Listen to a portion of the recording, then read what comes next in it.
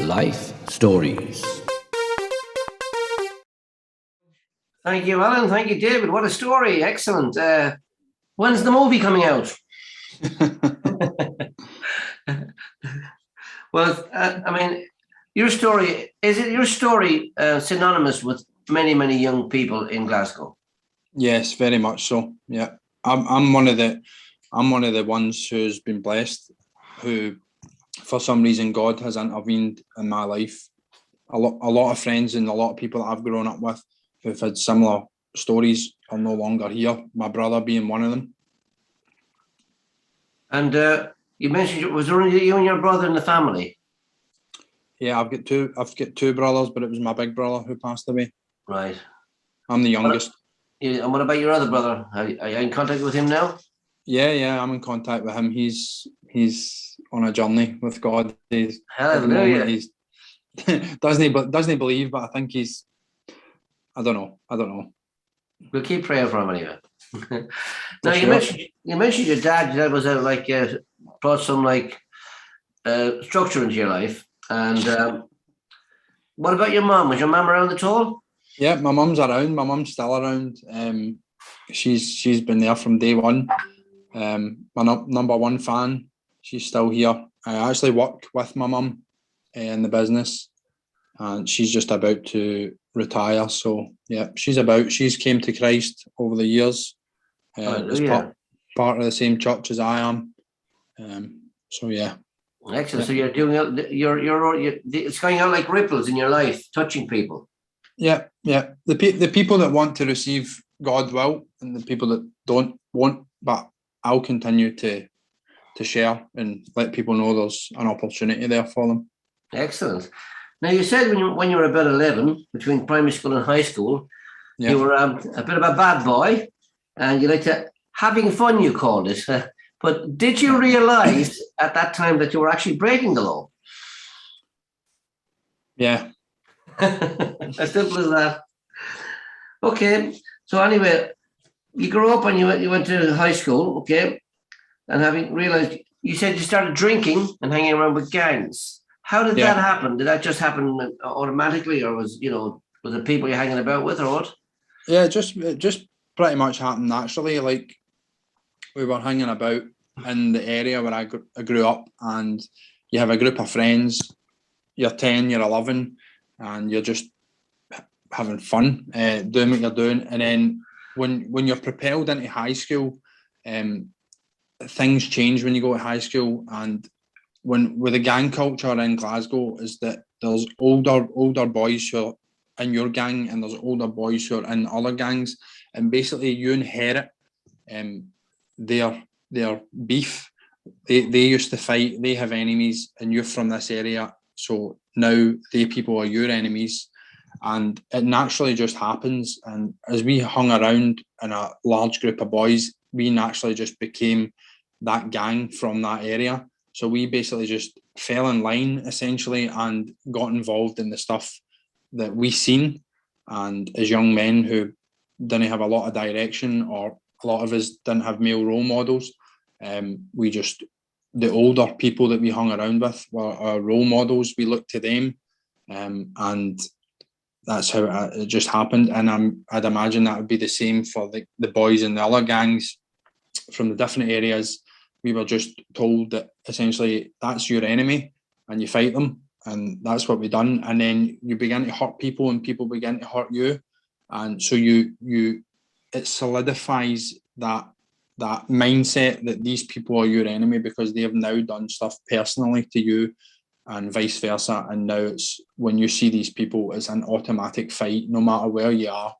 In the middle of the street, broad daylight, whether the police are there, whether the cameras are looking, whether there's witnesses, kids, whatever, it just becomes a running battle on the streets, and that was what happened quite a lot.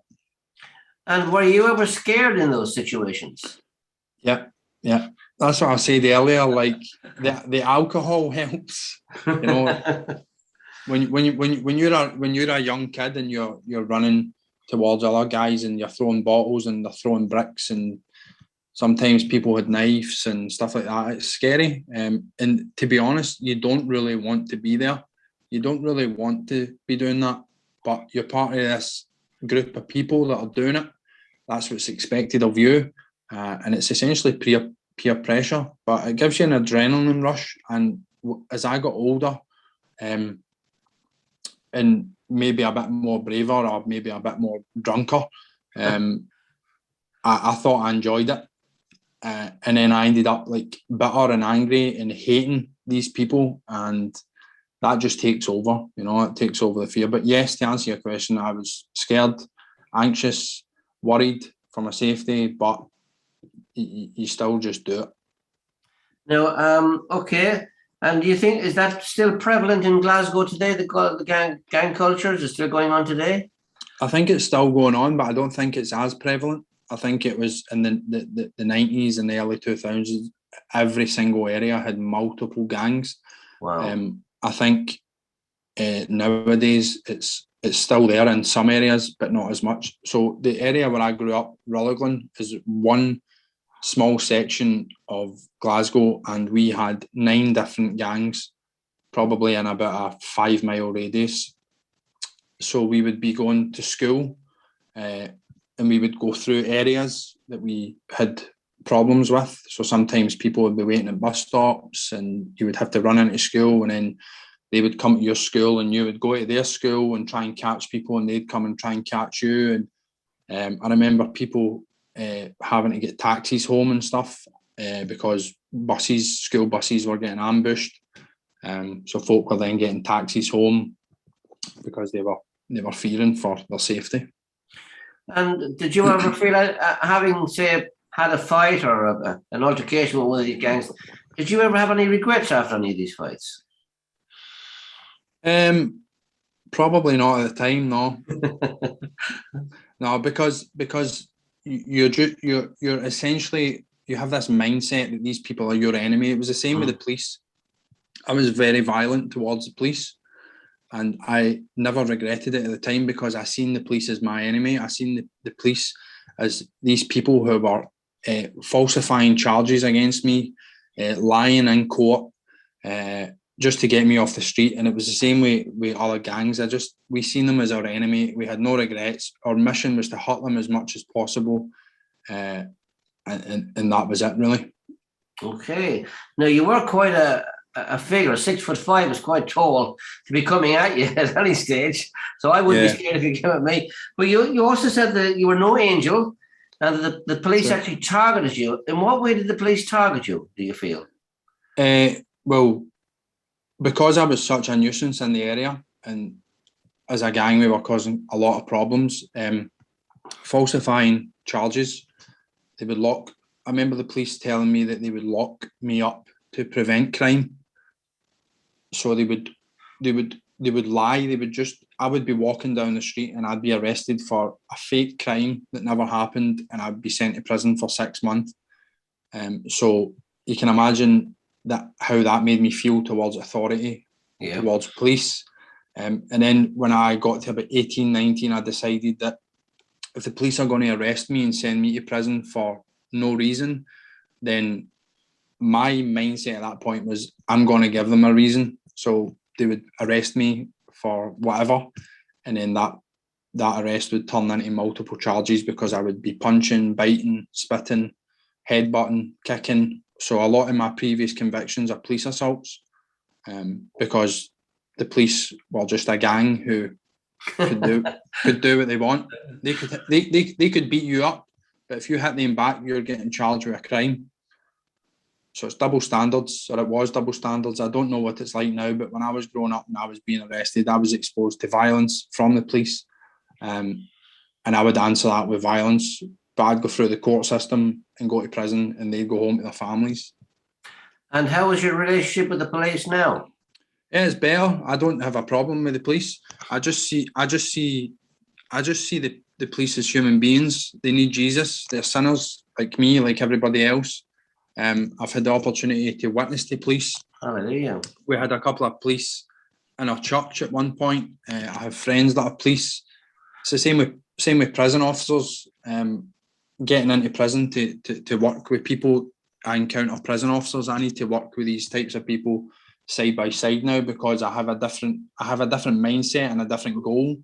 My goal is to reach people for Jesus. So if I'm going to get hung up on somebody's occupation, then that's going to be a stumbling block for me being able to share the gospel. So I just see them as people, and if I'm really honest, there's probably still some ill feeling towards police at times when I think back of the things that's happened to me or like that. But I choose to overlook that for the sake of God's kingdom and for the sake of the gospel. Now, you also said you've been to the court many times, and I think you said you were in prison over 20 times. How did you feel as a young lad the first time you were put in prison? Yeah, it was pretty grim, pretty scary. Just the unknown, just being put in the vans with the black windows, and there was a lot of banging and shouting and yelling, and it sounded like these people this was normal. It was like caged animals. This was normal. But for me, this was my first time, so it was very intimidating. Then walking along the big corridor with an orange jumpsuit on that wouldn't have fitted a guy who was 5 foot, never mind a guy who was 6'4". Going into these big old Victorian halls, music blaring, and then basically just you're put in, a door opens, you go into a cell, the door closes, you don't know the person, you're sharing a cell, there's no toilet, there's a pot in the corner to urinate in and defecate in. A serious shock to the system. That was not long after my 16th birthday was the first time when I was sent to prison. So that was a serious shock to the system because since my dad died, I was running around and there was lawlessness and I was doing what I wanted. And then all of a sudden I'm locked in a box. I'm going from one box to a box with wheels to another box to another box. And that was it. My life was under the control of the Scottish Prison Service for long time. I think I spent about between 5.5 and 6 years in prison in total. I never done really big sentences, but I would do like a 12-month sentence and then I'd be out for a week and then I'd get like another 10 months and then I'd be out for 2 weeks and then I'd get another 12 months. So the sentences were only years at a time, like 10 years, 5 years, but they were back to back. So that's how I became pretty much institutionalized. And while in prison, was there any effort for reformation or to try and change how you behaved? Was there any classes or anything you could have gone to, or any counselling or anything like that in prison? There was the fellowship, but the thing with the thing in prisons, because the resources, the short-term prisoners don't really get much options. It's more for long-term prisoners because they need to be seen to be progressing, so that before they go in front of the parole board, they need to have done so many courses to be released. So the short-term prisoners don't really get courses. They just go through and they work and then they're released. Nothing changes. You're more angry towards the system. You're more bitter. You've learned more about crime.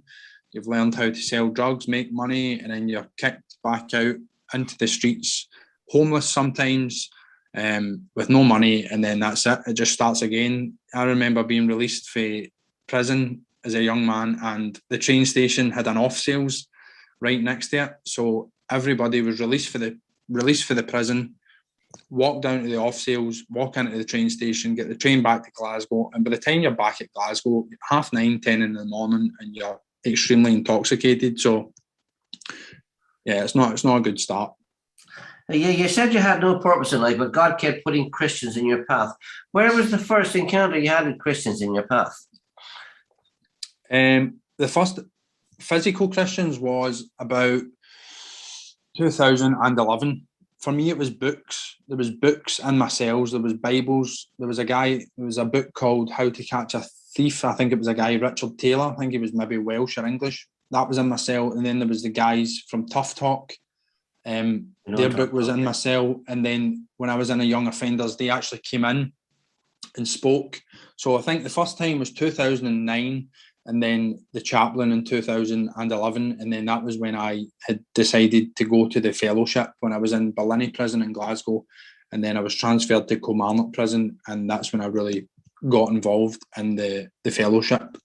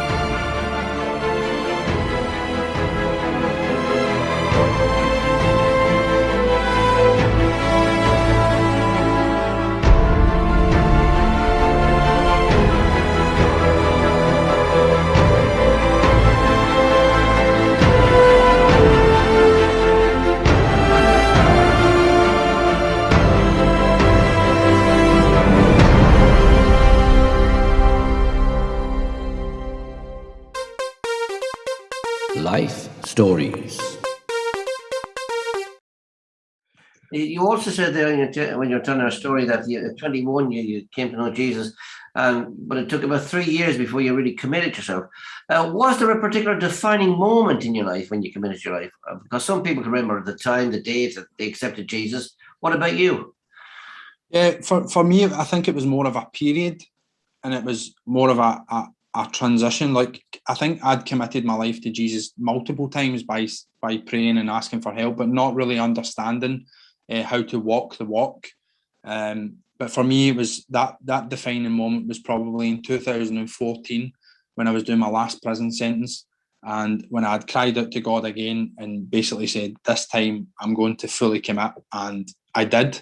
And with the help of the leadership from the local church and being discipled by them, being taught, being trained, making the decision to go to Bible school, that I think that time in 2014 was the pivotal point, the defining moment where I was now on these tracks, and I was on these tracks properly moving towards God. But from 2011 to 2014, I'd been saying prayers, asking God for help. People were coming into my life, but I wasn't fully ready, I don't think, at that point. I think I had to come to a place of complete and utter brokenness, and a place of complete and utter this isn't working, something needs to change. And I think when temptation comes in, you very easily get deceived and think, oh, sell drugs, get lots of money, get a car, get your driving license, that's the answer. But then you do that for a wee while and realise this is no different. And Satan tries to sell you fake answers, and sometimes you get distracted by them and you go off on a tangent for a wee while, and God's still there just drawing you in and trying to get you to come back to him, and kind of like prodigal son material. Like, I knew God was there, I knew he loved me, I'd encountered his grace and I'd encountered the gospel, but the temptation of the world and money and women and girls and whatever else kept pulling me back. I like what you said, girls there, pulling you back. What advice or encouragement could you give to anybody who might be listening to this later on or tonight, who are going through a similar type of experience you went through, like it took a period of time to really commit? What advice could you give to them today? I think for me, when things began to change was when I committed to the local church, became a member of a local church and got planted in a local church, because through that comes accountability, comes fellowship, comes oversight, comes new friendships, new experiences.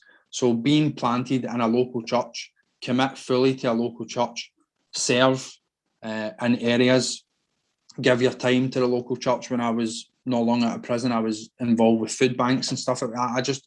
In that time in 2014, I just tried to film my time with being around the church. So being at food banks, being at fellowship groups, being at rehab groups, whatever, just to really be in that environment, because we're renewed when our minds are transformed. So we need to put new stuff into our minds. We need to have new experiences. We need to have new friendships, new people speaking into our lives. And I think for me, the local church and the people who spent time with me made a whole lot of difference, because I was no longer just coming and going, just coming whenever I felt like it. There was people who were allocated to me, essentially a pastor, who was encouraging me to come to church twice on a Sunday, come in the morning and help us set up and serve, and then come at night and relax and listen to the word and stuff. So there was people there who were prompting me. But if you don't have that accountability and that relationship with the local church, you may just drift in and drift out. Excellent. So, yeah. You said there was a time, one particular time, of course, when you couldn't contact your brother, and there was a bit of a knockback for you, and you went back to selling drugs. How did the Christians react when that happened to you? Well, my brother actually died, so it was more than a knockback. I found his corpse basically, but the Christians were great. Like, the Christians were very gracious, very understanding. I can't fault the Christians, the folk in my church who, I was getting into fights and then coming in to Bible school the next morning with a sore hand and still half drunk, so these people just loved me, accepted me, and were in the trenches with me, just believing and praying for me that this season would pass, you know. Amen. Well, of Yeah. course, we're sorry to hear about your brother, of course. Yeah. But now you moved on a bit, of course, and you said you went to the local church, and at one stage you were actually running the church for a while. Mm-hmm. And Well, trying to. right. How did that feel to you, being in charge? Yeah, for me, I don't feel that I am called to be a pastor. I don't feel that that's the gift that God has given me. But for a season, I was in that role to do that, and for me, it was growth, but it was frustrating. I had desires to reach people, and I was tied up with the current people that we had in our church. So for me, it was growth, it was learning, but it's not where I feel or know that God wants me, and it's not where my accountability guys or the leadership team in my church know and feel where I should be. It was, I was just willing to serve. The guy who was pastor in the church was moving on to take on more responsibility somewhere else. So I was given the opportunity, and it was in the area where I grew up, and I had a desire to have a church there and reach these people. So I was willing to step in and give it a go. And I did so for over a year, and then ultimately was released into other things. So yeah, I gave it a go. And what did you learn from that experience? Oh, a lot. If anything. To be honest, I think I learned more about myself because at the same time I was doing a counselling course, and I learned that actually when other people are bothering you or annoying you, it's not actually them, it's in you. The stuff's in you, and you can go on a journey of discovery and figure that out and get healing for that. But I learned also that I'm not a pastor, and I learned that that's not a role where I want to be in life. It gave me clarity on what I am and what God wants to use me for.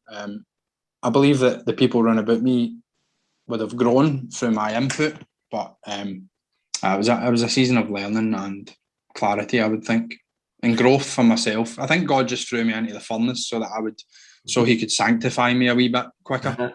Amen. And what is your vision and goal now these days?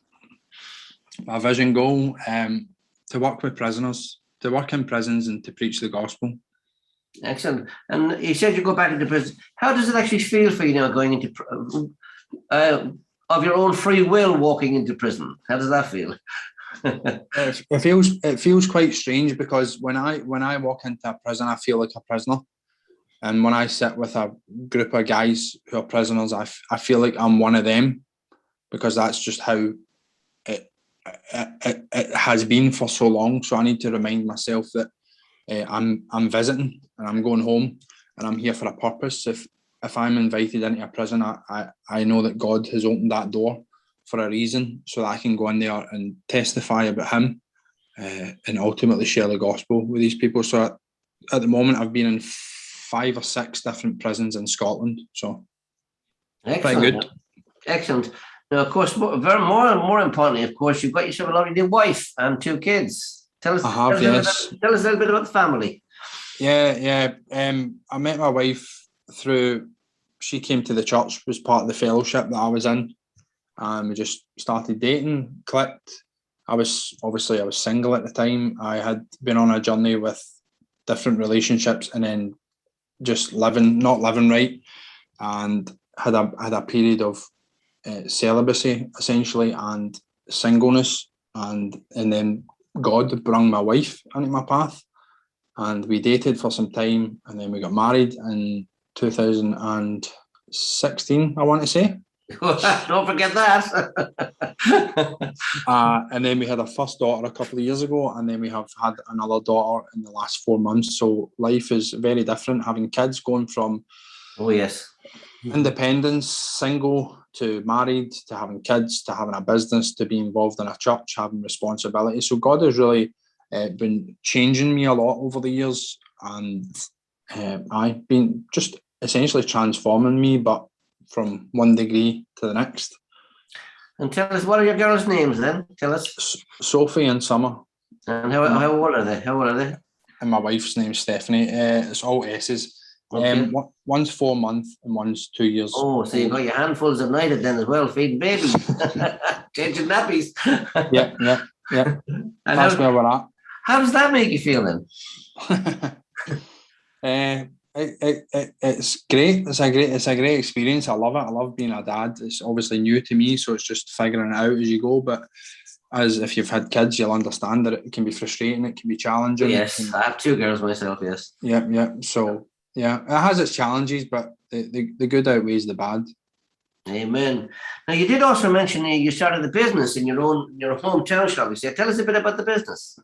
So the business, basically, when I came out of prison and I stopped selling drugs, I was looking for employment and wasn't really able to get employment. So I ended up being a delivery driver for a local takeaway place, saved up some money. I had some money tucked away as well, and I basically turned it into a business. I opened a food place, me and my mum, selling breakfast and lunches and stuff like that, and I've had that for 6 years. So that was right in the heart of the area where I grew up. So that kind of went well with getting to know the community, and the other side of the community, maybe people that I never knew, and trying to reach people and, advertising the church and outreach meetings and stuff that we were having, getting to know people, chatting with people. And yeah, it's pretty good business. It's been ticking over for 6 years, but at the moment I'm trying to move into a different season, and I'm looking at selling that and being released for that so that I can focus on other stuff. And you said, so it's in your own hometown, people will know you. They'll know you've been a bad boy and you've been in court and in prison. But now that your life has changed, has that brought any reaction from the local community? Yeah, I think I was still pretty much involved in that area. Obviously, with the church, we were out in the streets weekly. We were doing a lot of outreach meetings. I have a business there, so yeah, it's not like I've changed and then moved on. I've changed, and people have seen the change.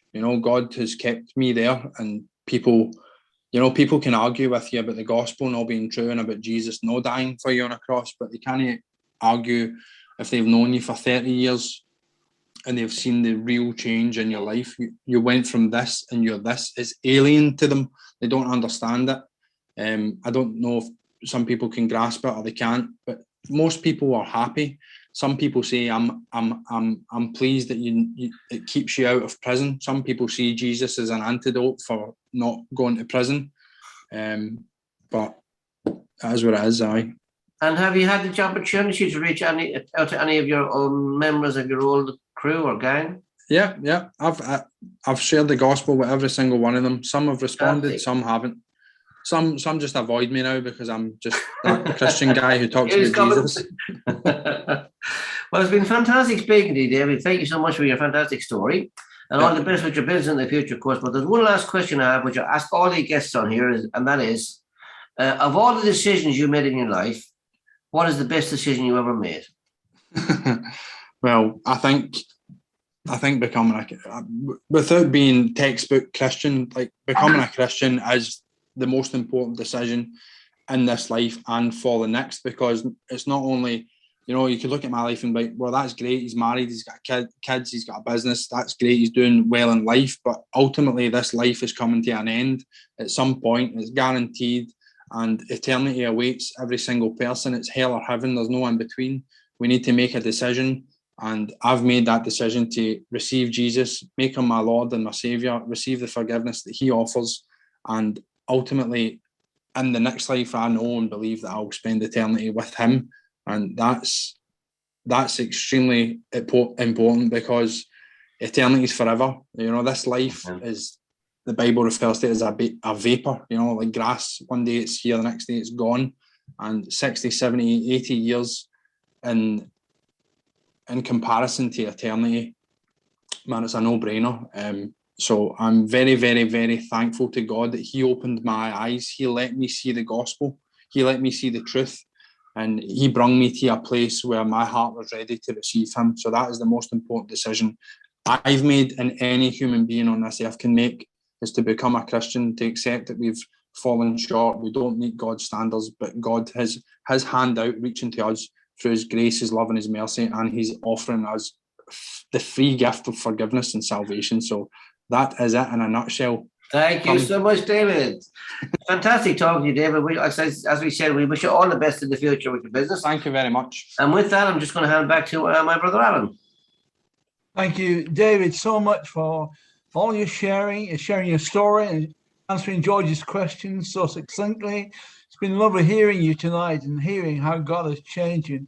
We do pray God will bless you and your family, and that he will use you in the coming days to reach many, many more people, those in prison and those you've known from the past. We pray that God will really use you. You'll have a fruitful life for the Lord. Bless you, David, so much. Amen. Thank you, George. And tonight, thank you for joining us for Life Stories Worldwide. Let me ask you again, if you need any help, need any prayer, please contact us on the number you see on your screen. +44 794 355 0287 if you're outside the UK. If you're in the UK, you're 0794 355 0287. You can phone, text, or WhatsApp, and someone will get back to you as soon as possible. Also, you heard David say the greatest decision he ever made was to follow God, to give his life to God. And if you want to know more, if you want to know how can I know God, then please go to our website, lifestoriesworldwide.com. You'll find a link there. You can click on How Can I Know God? And you can find out more information about that. Let me please give you also an invitation to join us next week, next Monday at 8 o'clock, when we have a speaker called Peter Cunningham. Peter was born and grew up in London, and he got involved also in his teenage years in riotous living. But then 21, his life changed. Got involved in the share market, but then he also became a pastor, pastored several churches. But then he got called into a work helping homeless people. And he set up a work called Green Pastures. And up to date, they have housed 1,225 people. That is the work. He's got a wonderful story to share next week. So please join us next week at 8 o'clock. Thank you, everybody, for being with us. Thank you, David. Thank you, George. Thank you, Howard. God bless you all. May you have a wonderful week. May God bless you. May you know the peace and the love of God. Good night, everybody. Bye.